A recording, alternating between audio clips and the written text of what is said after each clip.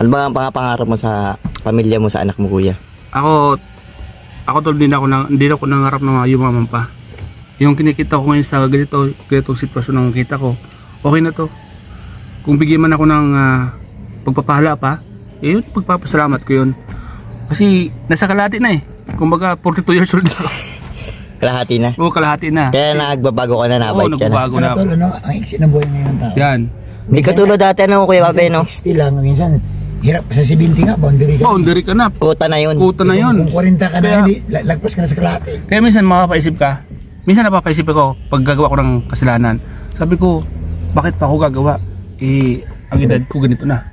So bago ko gumawa, pinag-iisipan ko yan. Sabi ko, wag na tayong kumawang ganyan kasi mahirap na.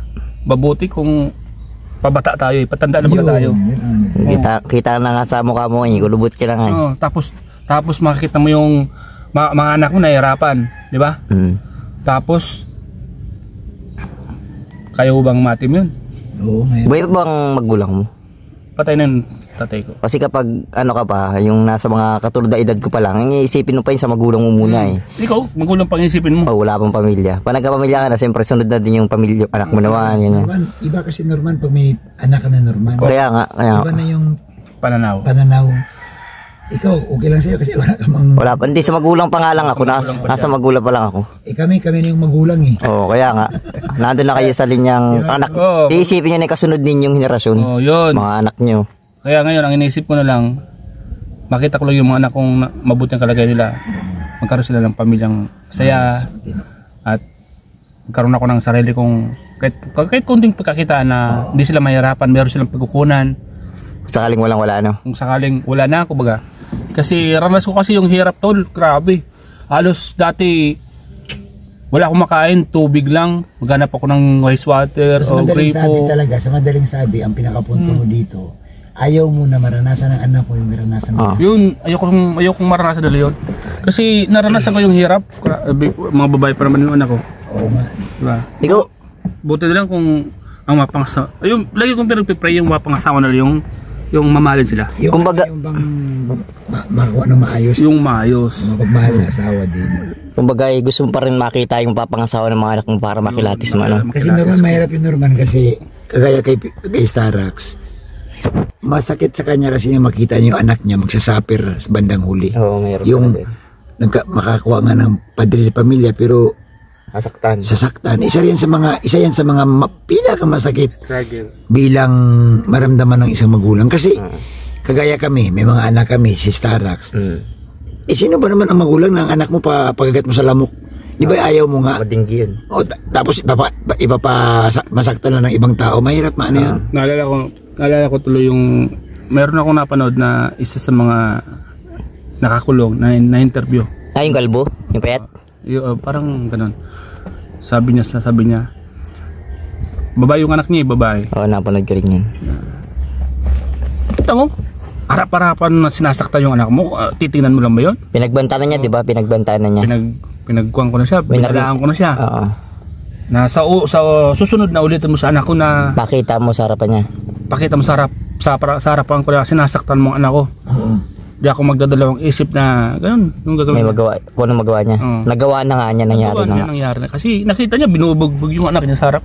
Ikaw ba naman ang ama? So nakulong siya. Nakulong siya. Kaya yun ang pinagpipirikura siya na. Pero hindi niya pinagsisihan. Hindi niya pinagsisihan. Kasi sino ba namang magulang makita mong anak mo binubugbog sa harapan mo? Kahit naman sino. Sakit ng tol. Sakit yun. Samantalang inahalagaan mo yung anak mo, alos nga pag may sakit, di ka natutulog. Totoo yan. Kamot ka sa ulo, anong gagawin mo eh? Ikaw ba lolo ba bilang ng anak mo? Dalawa? Ba't isa lang nakita ko dun? Ano ba? Dalawa yan? Hindi ko lang napansin. Dalawang IT. Dalawang lalaki. Okay ng lalaki. Kasi puro lalaki yan eh. Tulad natin, mawalan tayo ng magulang. Didiskarte tayo. Oo. Ang mga babae, yun. didiskarte man yan, hindi nila kaya yung limited diskarte natin. Limitado. Limitado yan diskarte. Kaya nating matulog kung saan-saan. Ang mga babae niya, hindi po pwede. Matulog kung saan-saan.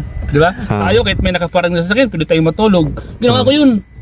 Sa Maynila, wala akong trabaho. natulog ako sa nakaparadang jeep. Nagpaumaga ako, kinabukasan, apply naman.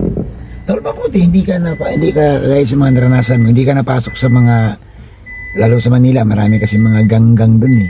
Buti mo na, hindi ka napasok, at napariwara ng gusto. Ako sa totoo lang sa dami kong pinagdaanan, halos sa mga ibang lugar, sobrang pakikisama ko. Sobrang pakikisama, pero pag nakikita ko na ang ginagawa ng tropa ay taliwas na. Ay na, sibat ka na. Sumisibat na ako kasi sabi ko, unang-una pagdating ng trouble na, walang oras ng gipitan na, wala naman silang tutulong. Wala silang tutulong kundi sarili mo. Magulang mo, hindi naman sa Maynila ka eh. Mahirapan pa sila. Alam mo probinsya, mahirap sa probinsya. Mga kapatid mo, alangan man punta ka sa Manila kung naghihirap din, di ba? Wala din. Kaya pag once nakita ko yung kaibigan ko na medyo mga kaibigan ko medyo taliwas na yan, unti-unti na akong umiiwas. Di ba lang mag-isa ako, sabi ko, di ba? Wala akong pag-alanganan, wala akong di ako magkokontrol sa kanila. Dito tayo, wala ako, sarili ko lang. Pero dati may mga nakwento ka ba ng mga iba't ibang trabaho na napasukan mo sa Maynila? Marami. Ano nito? Halos nagsimula ako sa pag-dispatcher ng jeep sa Laguna. Ano yun, may mga mag-anak ka doon o nagtitira ka lang? May kamag-anak ako doon. Dispatcher sa jeep. Tapos nagtinda ako ng ice cream. Pumasok ako sa tubigan, tagaugas ng mga galon. Grabe, no? Daming pinasok kong trabaho. Tapos unti-unti akong nag-expand. Nagtrabaho ko ng Jollibee. Doon ako parang nag-iisip na ako ng mga pamaraan para umasin sa buhay. May maganda nga naisip. Tapos pagtrabaho ko sa Jollibee, nag-umpisa na yung siyempre magpupusaw tayo, magpuputi tayo. Diyan na marami ng ibang nakaka-discover na, uy, pwede ka doon, pwede sa ganito. Ayun na, sumayaw ka? Yun na, sumayaw na ako doon. Sumayaw na ako sa gay bar. Nag-gay bar pala to? Pero ang ginawa ko sa gay bar, sumayaw lang talaga ako doon. Di ako kaya nga sa'yo talaga ng trabaho. Di ako nag-iisip ko talaga, kumita lang, makahawon lang sa kahirapan. Kaya nga, trabaho lang. Kasi mulat sa pool, puro hirap yung dinanas baga. Trabaho lang talaga. Trabaho lang puro personalan. Tapos nag-apply ako ng pag-alis ko doon sa Gibar, kasi umalis ako doon, may nakaka-discover sa akin na isang manggagamot, isang faith healer na sikat. Sumama na naman ako doon. Umalis ako sa trabaho ko na yon. Kumbaga inalis niya ako doon. Sabi sa akin, ba, di ka pwede sa ganitong trabaho. Umalis ka. Nagmalasakit sa akin. Kasi yung mga kasama ko doon sa trabaho ko, minsan dumudugo na yung gilagid. Bakit? May sakit na, leukemia, sa sobrang puyat. Nakikita niya, tapos namumutla. Leukemia? Yun ang ano siya, sobrang puyat. Kanser sa dugo yun. Tapos andun pa yung mga bisyo, andun lahat. Matik man yun. Matik yun. Para hindi ka para makapag-perform ka, hindi ka antok, hindi gamit ka ng bisyo. Sabi nung isang faith healer, kung ang tawagin nun, yung faith healer na yun, Tita Brenda yun. Ginawa ka niya? Bakla man yun, Tita Brenda. Kinuha niya ako, sabi sa akin, hindi ka pwede dito. Sumama ka sa akin sa panggagamot. Dumadayo kami kung saan ng mga probinsya. Nagagamot siya. Taga Bulacan siya. Sana sa mga nakakilala sa akin, kasama ko dati dyan. Kung may makapanood. Ako si Joseph. Ang pangalan ko doon, Joseph. Ang dami mong ang dami haba ng pinto ng buhay. Ngayon, nanggamot kami kung saan saan. Ang nag-invite sa kanya, mga mayor, talagang magaling siya manggagamot.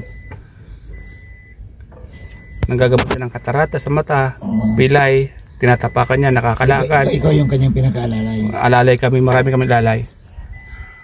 Tapos, yun na.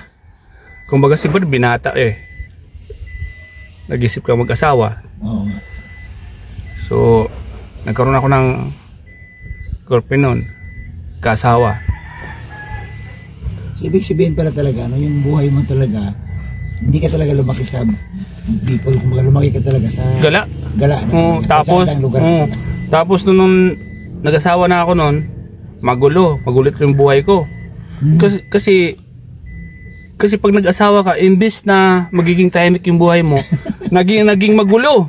Naging magulo kasi yung hirap ng buhay. Norman, narinig mo? Oo. Ha? Narinig mo? Alam ko na yan. Kahit kaya nga hanggang ngayon wala akong asawa. Tapos, Kaya hanggang ngayon wala akong asawa. Bakit? Ha? Yung ang tawag dito eh. Yung responsibilidad mo baga na mahirap, di mo pa kayang akuin. Narinig mo sabi ni Darak? Alam ko yan. Bata pa lang ako. lalong umirap yung buhay ko. Alam ko nang ganyan. Tapos yun, nung abang nag-asawa kami, lagi kami nag-aaway. Ay, Tapos, mahirap yun talaga. unang anak namin, nakunan siya. Paglabas, namatay. Yun. Sige. Sobra, sabi ko. Hanggang sa umantong na Walay na. pag-iwalayin kami ng mga magulang. Pinapamilya ako ng magulang niya. Kanino kasama? Sabi ng magulang. Sa kanya ba o sa amin? Pinili ako ng asawa ko. Sabi sa akin, Sinong naging bungan yung anak niyo? yun si Kathleen. Yung magulang ni Lola nila Kathleen. Tapos, Saan yung nanay nun, bro? taga Bicol din. Tapos sabi sa akin, sabi ko na pag-isip-isip ako. Sabi ko, kailangan ko nang magbago. Kasi, yung mas pinili ako ng asawa ko sa kabila ng katarantaduhan ko. Kasi nung nag-asawa ako, pumasok naman yung mga kaguluhan. Imbis na umiwas ako sa barkada, nalo ako na pasama sa barkada kasi parang gusto mong kumita. Kasi may pamilya na.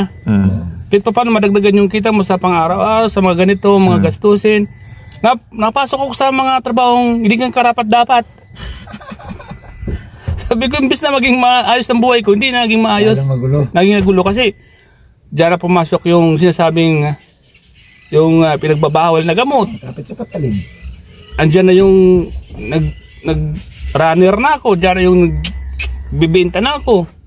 Imbis nang mapaayos ang buhay ko, naging magulo. Tapos yun, di sabi ko magbabago na ako kasi ito na, nakulong na ako sa Pili. Nakulong ka? Oo, nakulong ako. Sabi ko, kailangan ko na magbago. Ayoko na ng ganitong buhay. So, bumagsak ako sa wala.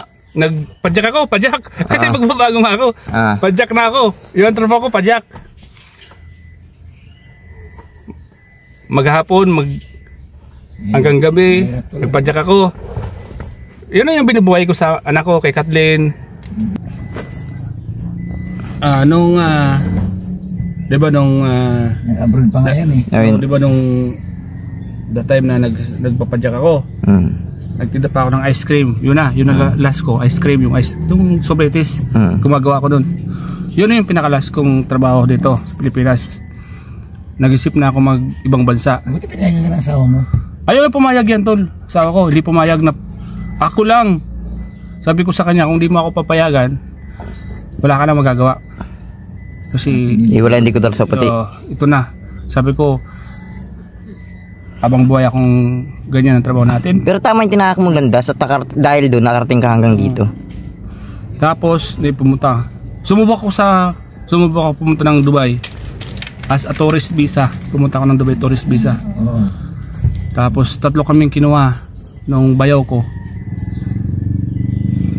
Engineer yung bayaw ko doon Naghiwalay din sila ng kapatid ko, di ko alam dahil ang pinakakuha na ako ng bayaw ko doon na ang trabaho ko doon ay maganda. Papasok na ako. Nung pagpasok namin doon, yun pala wala naman akong trabaho. Wala trabaho doon, yun ang naging kwento ko doon na naging homeless ako doon, pag-alagala ako. Nung natulong ako sa moske. Dapat umuwi ka na lang. Hindi ka pwedeng umuwi, tol. Kasi wala kang pamasahe. Mahuli ka. Wala kang pamasahe, wala kang pera. Naging homeless ako doon sa Dubai. Halos siguro mga 1 buwan. Wala kang kakilala doon, yung mga bayaw mo? Yung bayaw ko, umuwi na dito. Umuwi na. Kasama ko doon yung mga kababayan na, mga tropa pics lang. Nakilala ko din doon. Kababayan. Natulog ako sa moske, 1 linggo. Sabi ko doon sa nagbabantay, sabi ko, pili kung salita na rin. Sabi ko, pwede ba ako makikitulog muna dito kahit 1 linggo lang habang naghahanap ako ng trabaho? Okay, sabi sa akin, okay daw. Diyan lang sa may sa may pintuan ng simbahan. Tapos yung jacket kong hoodie, pag may gabi, pag may mga dumadaan na mga kababayan, nagtatago ako ganyan, no? Nahiya ako eh. Bakit? Tago ka? Nahiya ako eh. Kumulos ako doon, kawawa ako doon. Minsan isip ko, ano ba tong buhay ko na to? Ba't napunta ko sa lugar na to? Kaya sinusumpa ko ba? Inisip ko lagi yung, lumalaban lagi sa isip ko yung panghihina, lumalaban, hihina, laban. Tapos pinapalakas ko yung loob ko. Sabi ko, nandito ka na, nasa Dubai ka na, Brad. Sabi ko sa sarili ko, nasa Dubai ka na, Brad. Lakasan mo, lumutibayan mo. Nakausap sa sarili mo? Okay na.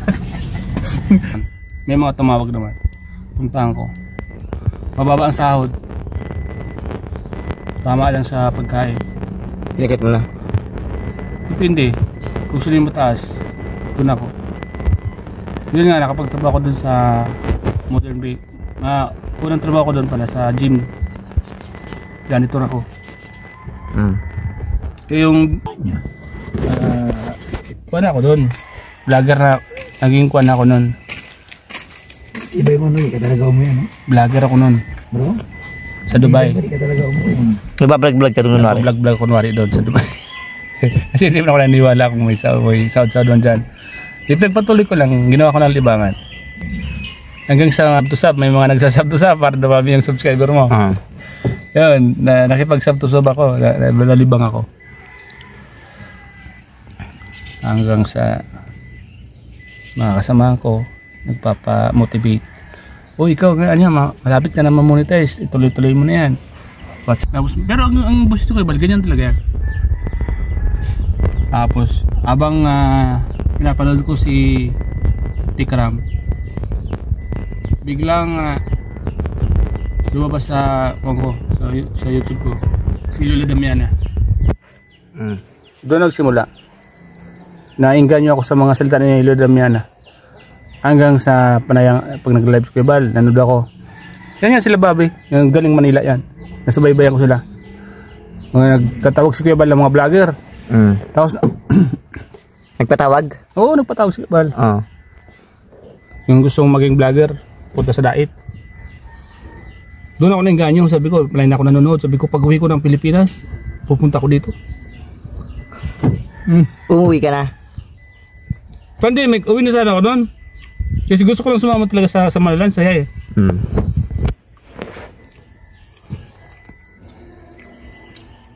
Kung saan sa nakakapunta, tapos ang dami mga viewers, hindi ko gusto ko, pupunta talaga ako, uwi na ako.